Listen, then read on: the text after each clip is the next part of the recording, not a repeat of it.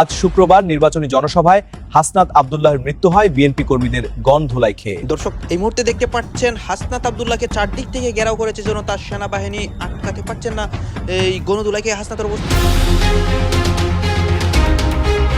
এদিকে আজ শুক্রবার হাসনাত আব্দুল্লাহ কঠিন তুপের মুখে পড়ে বিএনপি কর্মীদের অ্যাকশনে। তারেক রহমানকে হাসনাত আব্দুল্লাহ সরাসরি গালি দিয়েছিল সভামঞ্চে। এই নিয়ে সারা দেশে এই মুহূর্তে উত্তাল হয়েছে। প্রিয় প্রশাসনের ভাইয়েরা, আপনারা যদি বাংলাদেশের মানুষের বিরুদ্ধে যান, আবার 5 আগস্ট নেমে আসবে।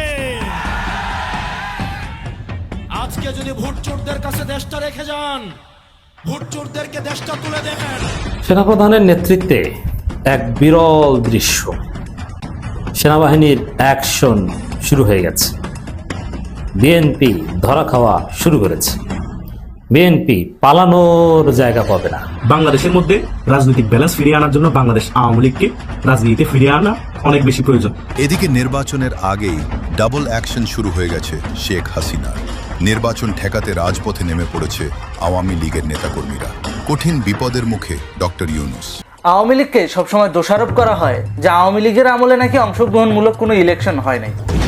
এখন কিছু কিছু রাজনৈতিক দল তাদের দলীয় সিদ্ধান্ত নিয়ে যদি নির্বাচন বয়কট করে, সেটা কি নির্বাচন যারা আয়োজন করে তাদের দোষ?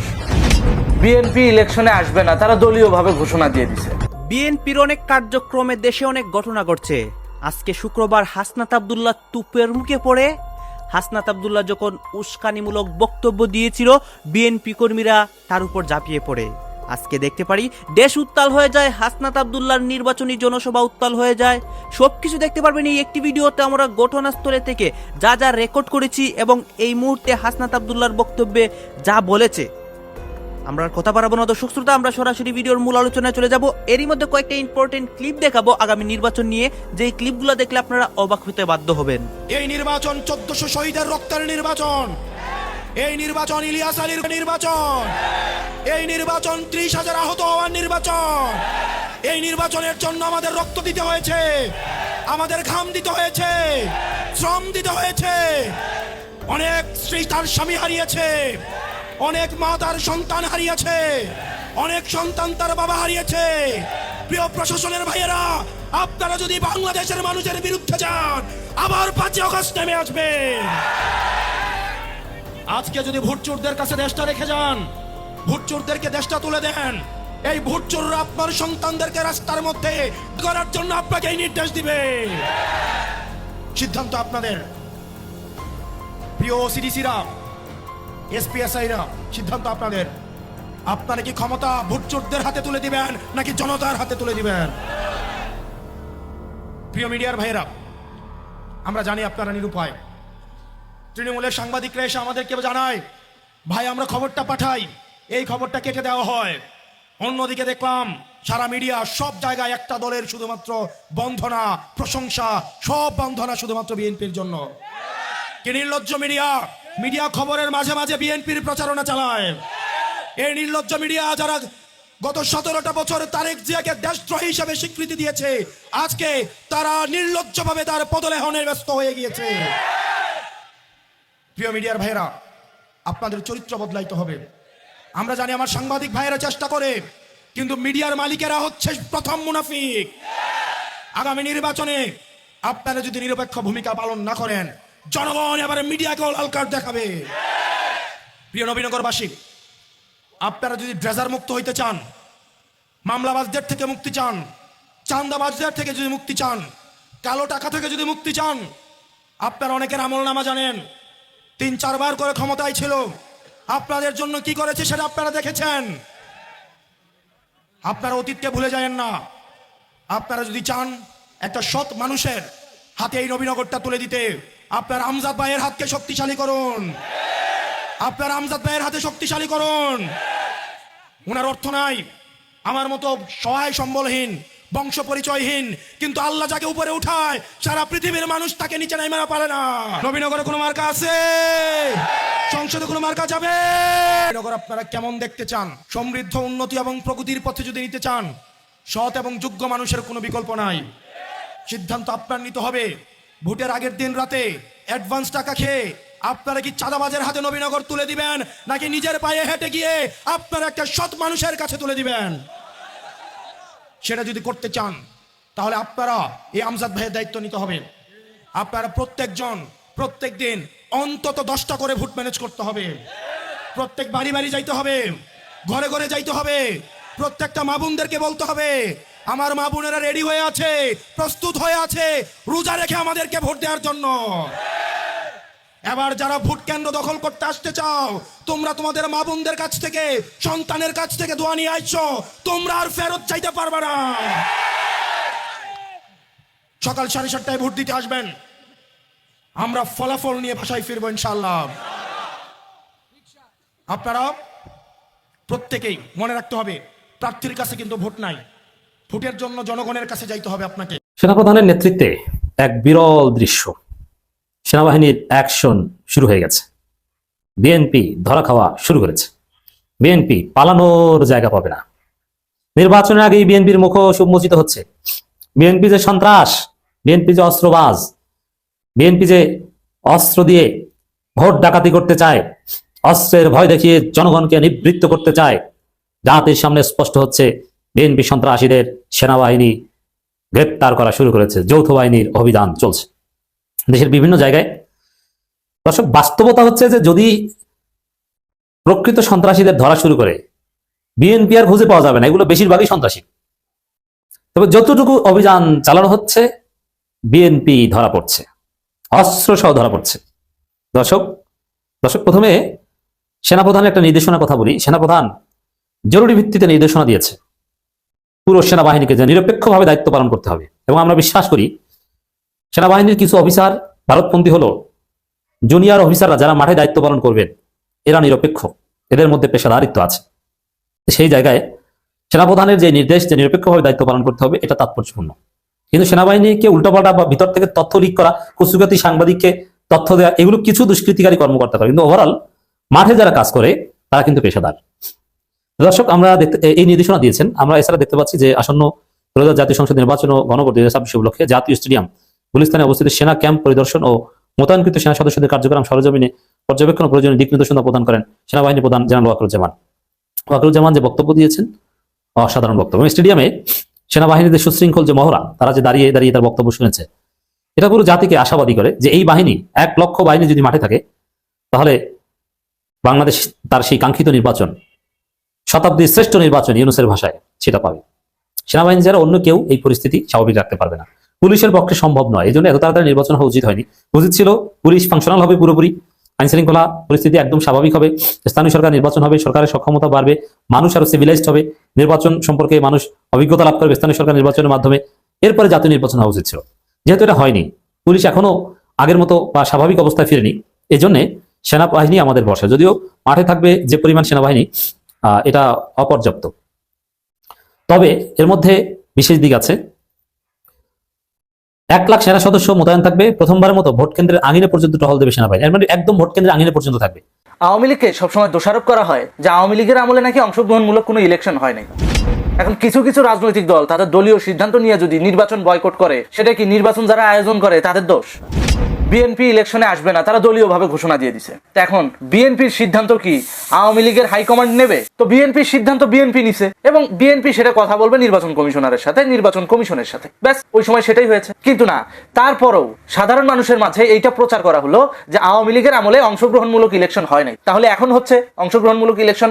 আপনাদের কথাই যদি ধরি, আপনাদের যুক্তিই যদি ধরি যে হ্যাঁ এখন অংশগ্রহণমূলক ইলেকশন হচ্ছে, তাহলে এখন অংশগ্রহণমূলক ইলেকশনের নমুনাগুলো একটু যাচাই করা দরকার না? চলেন একটু যাচাই করে আসি। আমরা বাংলাদেশের উত্তর অঞ্চলের প্রত্যন্ত অঞ্চল ঠাকুরগাঁ 1 আসন দিয়ে যদি শুরু করি, সেখানে নির্বাচন কমিশনারের তথ্য অনুযায়ী, অর্থাৎ নির্বাচন কমিশনের অফিসের তথ্য অনুযায়ী প্রার্থী কয়জন, চলেন দেখে আসি। শেখ হাসিনার সময়ের আয়োজন করা ইলেকশনে, অর্থাৎ সর্বশেষ ইলেকশন যেটা শেখ হাসিনার অধীনে হয়েছিল, সেই ইলেকশনে ঠাকুরগাঁ 1 আসনে প্রার্থী ছিল 5 জন। সেই 5 জন কারা কারা?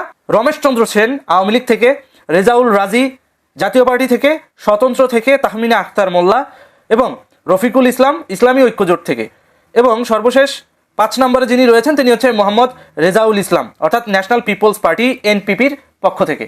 তার মানে বোঝা গেল 4টা রাজনৈতিক দল এবং একজন স্বতন্ত্র প্রার্থী শেখ হাসিনার শাসন আমলে সর্বশেষ ইলেকশনে অংশগ্রহণ করতে পেরেছিলেন। ঠিক একই আসনে এখন ডক্টর ইউনূসের সময় কয়জন প্রার্থী চলেন দেখে আসি কোন কোন রাজনৈতিক দল অংশগ্রহণ করতে পেরেছে। ঠাকুরগাঁ 1 আসনে ইউনূস আমলের নির্বাচনে অংশগ্রহণ করতে পেরেছে মাত্র 3 জন ব্যক্তি, তাও 3টা পার্টি থেকে। সেটা হচ্ছে ইসলামী আন্দোলন বাংলাদেশ থেকে, বিএনপি থেকে আর জামাত থেকে। অর্থাৎ অন্যান্য পার্টিরা অংশগ্রহণ করতে পারে নাই। তাহলে এটা কি অংশগ্রহণমূলক ইলেকশনের নমুনা? আচ্ছা চলেন দেখে আসি কোন সেই 3 জন। খাদিমুল ইসলাম ইসলামী আন্দোলন বাংলাদেশ থেকে হাত পাখা মার্কায় ঠাকুরগাঁ 1 আসন থেকে নির্বাচনে অংশগ্রহণ করেছেন। মির্জা ফখরুল ইসলাম আলমগীর বাংলাদেশ জাতীয়তাবাদী দল বিএনপি থেকে ধানের শীষ প্রতীকে নির্বাচনে অংশগ্রহণ করেছেন। সর্বশেষ 3 নম্বরে রয়েছেন দেলোয়ার হোসেন বাংলাদেশ জামাতে ইসলামী দাড়িপাল্লা মার্কা। তাহলে শেখ হাসিনার আমলে ঠাকুরগাঁ 1 আসনে প্রার্থিতা ছিল 5 জনের, তার ভিতরে একজন ছিল স্বতন্ত্র। এখানে কিন্তু কোনো স্বতন্ত্র প্রার্থী নাই। বাকি 4টা রাজনৈতিক দল ছিল যারা নির্বাচনে অংশগ্রহণ করেছিল। সেই 4টা রাজনৈতিক দলের একজনও নাই। এটা কিন্তু নির্বাচন কমিশনের তথ্য, কোনো মন গড়া তথ্য না। তাহলে এবার আপনারা বলেন, শেখ হাসিনার সময়ে আয়োজন করা ইলেকশনে 5 জন অংশগ্রহণ করতে পারলো, আর এখন ইউনূসের এই ইলেকশনে মাত্র 3 জন। আওয়ামী লীগ তো বাদই দিলাম, আওয়ামী লীগ ছাড়া কি অন্য রাজনৈতিক দল সেখানে কার্যক্রম পরিচালনা করে না? করে।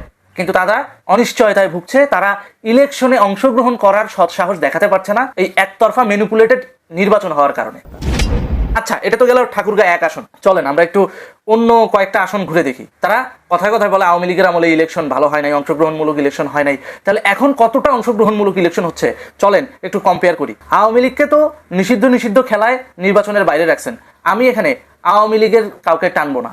আওয়ামী লীগ ছাড়াই নির্বাচন কতটা অংশগ্রহণমূলক হচ্ছে চলেন দেখে আসি। বাংলাদেশের স্বনামধন্য export processing zone Dhaka EPZ, সেই ঢাকা ইপিজেড অঞ্চলে শেখ হাসিনার সময় অংশগ্রহণমূলক ইলেকশনে কতজন প্রার্থী ছিল চলেন একটু দেখে আসি। নির্বাচন কমিশনের তথ্য অনুযায়ী দ্বাদশ জাতীয় সংসদ নির্বাচন যেটা শেখ হাসিনা আয়োজন করেছিল, সেখানে সাভার এরিয়ায় প্রার্থী ছিল 10 জন। তার মধ্যে মিলন কুমার ভঞ্জ বাংলাদেশ কংগ্রেস থেকে ডাব মার্কায় দাঁড়িয়েছিল, Israfil Hossain Savari national people's party NPP থেকে আম মার্কায় দাঁড়িয়েছিল, মোহাম্মদ সাইফুল ইসলাম মেম্বার বাংলাদেশ জাতীয়তাবাদী আন্দোলন বিএনএম নোংর মার্কায় দাঁড়িয়েছিল, আইরিন পারভিন বাংলাদেশ জাতীয় পার্টি কাঁঠাল মার্কায় দাঁড়িয়েছিল। অর্থাৎ এটা কিন্তু জাতীয় পার্টি, যে নাঙ্গলের এরশাদের জাতীয় পার্টি না, এটা কিন্তু বাংলাদেশ জাতীয় পার্টি, এটা মাথায় রাখতে হবে। আচ্ছা, মাহবুবুল আলম তৃণমূল বিএনপি থেকে সোনালী আসে দাঁড়িয়েছিল, মোহাম্মদ সাইফুল ইসলাম স্বতন্ত্র থেকে ট্রাক মার্কায় দাঁড়িয়েছিল, ডাক্তার এনামুর রহমান বাংলাদেশ আওয়ামী লীগ নৌকা মার্কায় দাঁড়িয়েছিল এবং Mohammad Julhas Bangladesh supreme party BSP একতারা মার্কায় দাঁড়িয়েছিল তিনি, নুরুল আমিন গণফ্রন্ট থেকে দাঁড়িয়েছিল মাস মার্কায় এবং তালুকদার তৌহিদ জং মুরাদ স্বতন্ত্রভাবে ইগল মার্কায় দাঁড়িয়েছিল, সাবেক সংসদ সদস্যও ছিলেন তিনি। কথা হচ্ছে শেখ হাসিনার আমলে 10 জন প্রার্থী নির্বাচনে অংশগ্রহণ করতে পেরেছিল সাভারে। তাহলে এখন ইউনূসের আমলে কয়জন অংশগ্রহণ করেছে একটু দেখি। ইউনূসের সময় সাভারে সর্বমোট 8 জন প্রার্থী অংশগ্রহণ করতে পেরেছে। এই 8 জন প্রার্থীর মধ্যে স্বতন্ত্র একজনও নাই। উপদেষ্টা পরিষদের শেষ সভা হবে আগামী সপ্তাহে। একেবারে নির্বাচন আর গুনে গুনে 6 থেকে 7 দিন। এবং আরেকটি ঘোষণা দিয়েছে সরকারের পক্ষ থেকে যে 17-18 তারিখের আগেই মানে ক্ষমতা হস্তান্তর করা হবে। নির্বাচিত যেই যারা সংখ্যাগরিষ্ঠ দল হবে তাদের কাছে ক্ষমতা হস্তান্তর করা হবে। তো এটা নিয়ে আর কনফিউশন নেই। মাঝখানে একটা ধূম্রজাল ছিল যে এই সরকার কি ওই গণপরিষদ গঠন, তারপরে সংস্কার শেষ, তারপরে ক্ষমতা ছাড়বে? আমার মনে না। ইতিমধ্যে আরেকটা খবর নিশ্চয়ই দেখেছেন যে পররাষ্ট্র উপদেষ্টা বলছেন যে অনেক উপদেষ্টা ইতিমধ্যে তাদের পাসপোর্ট হস্তান্তর করছে। বয়স্ক মানুষ যারা, তারা রিটায়ারমেন্টে, তারা তো ক্লান্ত, প্রায় 1.5 বছরের অধিক সময় গেল এই সংস্কার বিচার এগুলি করতে, যে এগুলি ঠিক হয়নি। আমি এখনো বলবো যে গণঅভ্যুত্থানের পর অনধিক 6 মাসের মধ্যে নির্বাচনটা দিয়ে দিলে সমাজে এই বিশৃঙ্খলা, এই আইন শৃঙ্খলা বহির্ভূত কর্মকাণ্ড কোনো কিছু হতো না। সংস্কারের মতন চলতো, কারণ প্রত্যেকটা দলেরই সংস্কারের প্রস্তাব আছে। এখন তারপরেও মানে যেই নাকি যেভাবে পাশ হয়েছে ঐক্যমত্য কমিশনের যে প্রস্তাব, সংস্কার প্রস্তাব, তাতে নাকি এমন প্যাচগোজ দেয়া আছে যে সবকিছু শেষ না হওয়া পর্যন্ত বর্তমান যে সরকার আছে, এই সরকার অব্যাহত থাকবে।